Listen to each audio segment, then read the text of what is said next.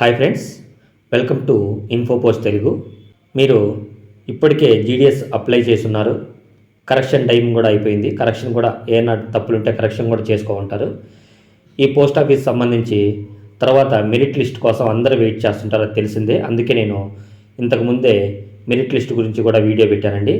అసలు merit list ఎన్ని రోజుల వ్యవధిలో వస్తుంది అనేది ప్రీవియస్ నోటిఫికేషన్లు అన్నిటినీ మనం వెరిఫై చేసుకొని ఎన్ని రోజుల వ్యవధిలో వస్తుందనేది నీట్గా ఒక వీడియో చేసి పెట్టానండి.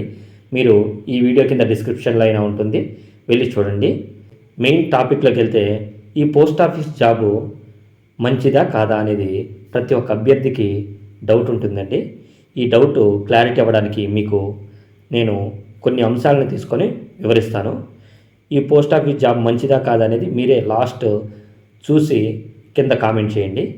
ఫస్ట్ ఈ పోస్ట్ ఆఫీస్ జాబ్లో లాభాలు చూసుకున్నట్లయితే మనకు జాబ్ సెక్యూరిటీ ఉంటుంది. అంటే జాబ్ సెక్యూరిటీ అంటే ఇది జాబు పర్మనెంట్ అని మనకు ముద్ర, అంటే సెంట్రల్ గవర్నమెంట్ పర్మనెంట్ అని ముద్ర ఉండదు, కానీ ఈ జాబ్ మాత్రం తీసివేయరు. కాబట్టి పర్మనెంట్ జాబ్ అంటే సెంట్రల్ గవర్నమెంట్ పర్మనెంట్ జాబ్ ఉండే ప్రతి ఒక్క అలవెన్స్ కూడా మనకు అందుతుంది. నెక్స్ట్ చూసుకున్నట్లయితే జాబ్ లేదనే ఫీలింగ్ అనేది అస్సలు ఉండదు. ఎందుకంటే ఒక మంచి శాలరీ వస్తుంది, ప్లస్ అందులో మనం డైలీ జాబ్కి వెళ్తాము. చూసే వాళ్ళకు కూడా ఖాళీగా ఉన్నాడనే భావన అయితే ఉండదు. నెక్స్ట్ ఫాలో ద ప్యాషన్, అంటే మీకు ఏదైనా ప్యాషన్ ఉంటే, అంటే సంగీతము లేకపోతే డ్యాన్స్ లేకపోతే ఇంకొక ఇతరితర, అంటే ఏదైనా మీరు చదువుకోవాలనుకుంటున్నారు, ఏదైనా పెద్ద జాబ్స్కి ప్రిపేర్ అవ్వాలనుకుంటున్నారు, ఇటువంటి అన్నిటికి కూడా ఈ జాబ్ చాలా ఉపయోగంగా ఉంటుంది. ఎందుకంటే మనము దీన్ని ఒక పార్ట్ టైం జాబ్ లాగానే చూస్తాం. ఎందుకంటే ఒక 2 నుంచి 3 గంటలు మాత్రమే మనము ఈ జాబ్ చేస్తాం, కాబట్టి ఇది ఒక పార్ట్ టైం జాబ్ లాగానే మనం చూస్తామండి. కాబట్టి మీరు మీ ప్యాషన్ను ఫాలో అవుతూ ఈ జాబ్ చేసుకోవచ్చు. Next central government officer. Central government officer అనే ఒక ముద్ర అనేది మీకు ఉంటుంది. ఆ అబ్బాయి సెంట్రల్ గవర్నమెంట్ ఆఫీసర్ రా అని ప్రతి ఒక్కరు చెప్పుకునేలా ఉంటుంది. ఇది సెంట్రల్ గవర్నమెంట్ పర్మనెంట్ జాబ్ కాకపోయినప్పటికీ ఈ జాబ్ను తీసివేయడం కుదరదు. నెక్స్ట్ రెస్పెక్ట్, అంటే సొసైటీలో మనకంటూ ఒక రెస్పెక్ట్ ఉంటుంది. ఆ అబ్బాయి సెంట్రల్ గవర్నమెంట్ జాబు, ఆ అబ్బాయి ఖాళీగా లేడు, ఆ అమ్మాయి చిన్నప్పుడే జాబ్ కొట్టేసింది, మంచిగా జాబ్ చేసుకుంటుంది, ఇలా సొసైటీలో ఒక రెస్పెక్ట్ అనేది కంపల్సరీ ఉంటుంది. అది అందరికీ తెలిసిందే. నెక్స్ట్ దీంట్లో నష్టాలు చూసుకున్నట్లయితే లేజినెస్, అంటే 2 నుంచి 3 గంటలు చేసి ఎక్కువ సోషల్ మీడియా పడుకోవడం, ఇలా ఎక్కువ బద్ధకానికి మనం గురవ్వాల్సి ఉంటుంది. ఎందుకంటే చాలామంది మేము చూస్తుంటాం, కాబట్టి చాలామంది లేజీగా ఫీల్ అవుతుంటారు. అంటే ఆ 2-3 గంటలు వర్క్ చేసుకొని ఇంటికి ఎప్పుడెప్పుడు వెళ్దామా, ఇంటికి వెళ్ళి హాయిగా ఎంజాయ్ చేద్దాం అనే భావన ఎక్కువ ఉంటుంది ఈ జాబ్లో. నెక్స్ట్ టార్గెట్స్, అంటే బీపీఎంగా చేరిన దీంట్లో హైయెస్ట్ శాలరీ బీపీఎంకే ఉంటుందండి. ఈ బీపీఎంగా జాయిన్ అయిన వ్యక్తి టార్గెట్స్ ఖచ్చితంగా చేయవలసి ఉంటుంది. టార్గెట్స్ అంటే అకౌంట్స్, ఇన్సూరెన్స్లు, ఇవి టార్గెట్ చేయాల్సి ఉంటుంది. వీటి మీద కూడా నేను డెడికేటెడ్ వీడియో పెట్టున్నాను అండి, మీరు వెళ్ళి చూడండి. నెక్స్ట్ ఈ టార్గెట్స్ ప్రెజర్ అనేది కొద్దిగా ఉంటుంది. ఇంకొకటి ఏంటంటే అడ్జస్టబుల్, అంటే మనము ప్రతిదానికి అడ్జస్ట్ అవ్వాల్సి ఉంటుంది. మన బ్రాంచ్ పోస్ట్ ఆఫీస్ అనేది ఒక చిన్న గదిలా ఉంటుంది, దాంతో అడ్జస్ట్ అవ్వాలి. నెక్స్ట్ మనము రాకపోకలు, అంటే కొద్దిగా దూరం ఉండొచ్చు, దానికి అడ్జస్ట్ అవ్వాలి. ప్రజలతో మమేకం అవ్వడంలో కొద్దిగా ర్యాష్గా బిహేవ్ చేసే వాళ్ళు కూడా ఉంటారు, వాళ్ళతో అడ్జస్ట్ అయ్యి మనము అందరితో కూడా సక్రమంగా మంచిగా ప్రవర్తించాలి. అదే దీంట్లో ఉన్న బిగ్గెస్ట్ టాస్క్ అనమాట. ఇది కొద్దిగా ఇబ్బందే స్టార్టింగ్లో, కానీ తర్వాత మనకు కమ్యూనికేషన్ స్కిల్స్ పెంచుకోవడం వల్ల ప్రతి ఒక్కరితో కూడా మనం మంచిగా ఉండొచ్చు, ఇబ్బంది ఉండదు. ఇవి మనము నెక్స్ట్ లాభ నష్టాలు చూసుకున్నట్లయితే ఇవి ఇలా ఉంటుంది. నెక్స్ట్ లైఫ్ స్టైల్ ఎలా ఉంటుంది, ఈ బీపీఎం ఏబీపీఎం డాక్ సేవకుల యొక్క లైఫ్ స్టైల్ ఎలా ఉందంటే, ఇది నాట్ లుక్ సాఫ్ట్వేర్, అంటే సాఫ్ట్వేర్ లాగైతే మాత్రం ఉండదు.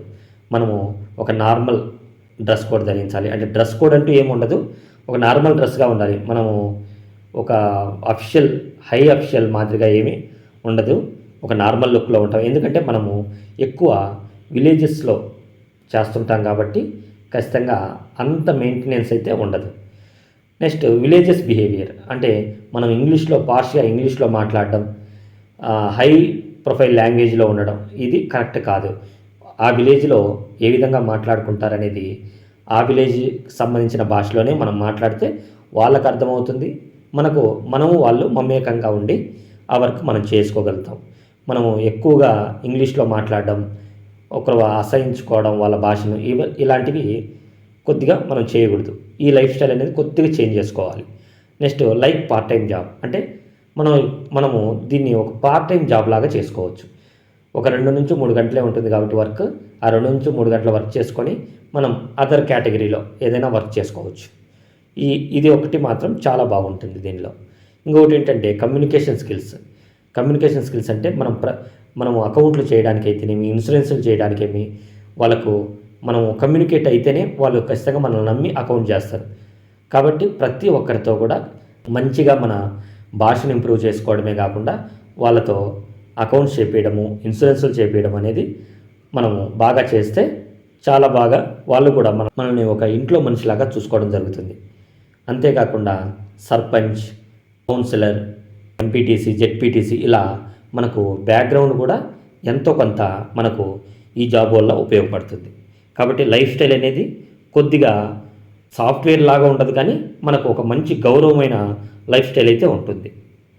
నెక్స్ట్ ఫ్యూచర్ గ్రోత్లో మనం ఫస్ట్ జీడిఎస్గా జాయిన్ అవుతామండి. అంటే గ్రామీణ డాక్ సేవక్ కింద జాయిన్ అవుతాం.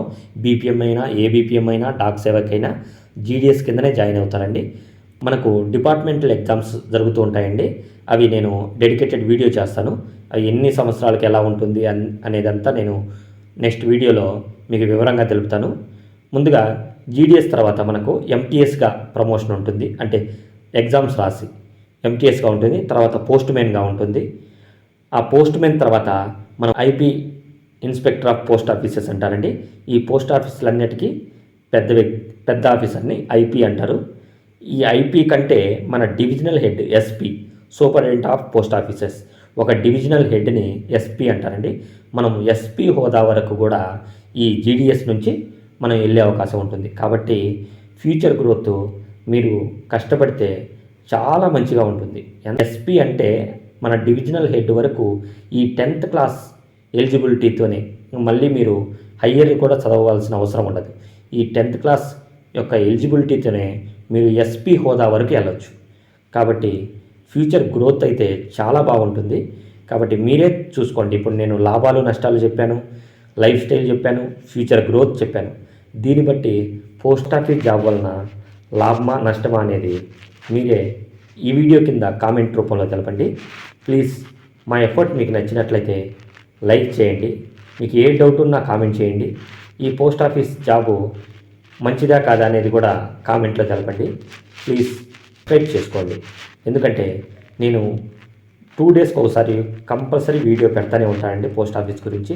మీకు ప్రతి వీడియో కూడా యూస్ఫుల్గానే ఉంటుంది, జెన్యూన్గా కూడా ఉంటుంది. ఎందుకంటే నేను పోస్ట్ ఆఫీస్లోనే వర్క్ చేస్తున్నాను కాబట్టి మీకు జెన్యూన్ వర్క్ తెలుపుతాను. కాబట్టి దయచేసి సబ్స్క్రైబ్ చేసుకోండి. Thank you.